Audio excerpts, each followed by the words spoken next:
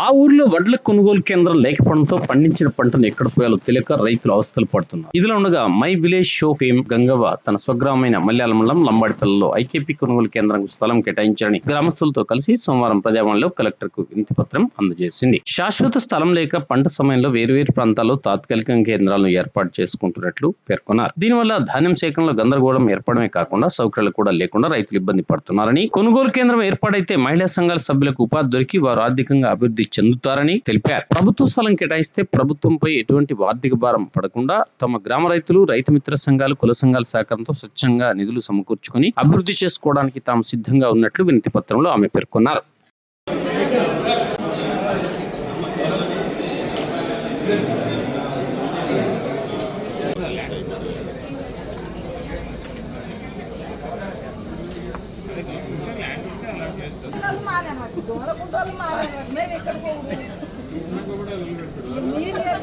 Support ఉండాలంటే ఎవరేం చేయలేదు.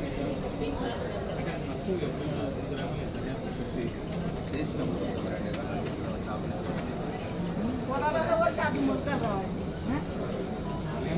20 రోజులు అయితే చాలా మనం ఎప్పటికి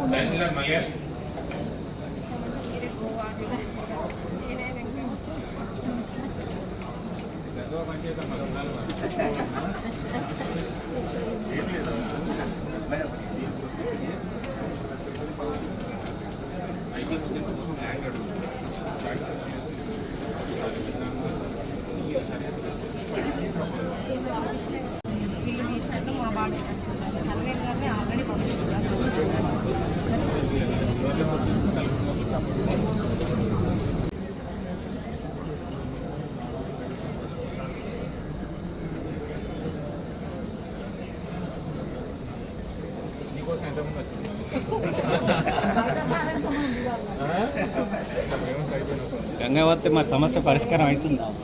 గంగావతి సమస్య పరిష్కారం అవుతుందా?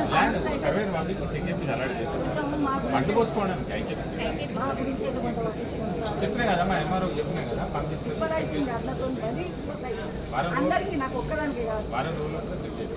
ఆమె కూడా రైతే సార్.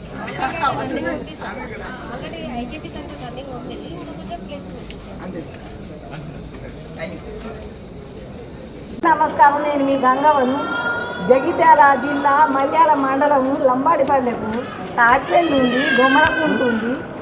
మాకు జాగ ల్యాండు ఉన్నది, పరంపోకు జాగ ఉన్నది. మాకు అడ్డు పోసుకుంటూ రైతులకు చచ్చిపోతలేవు.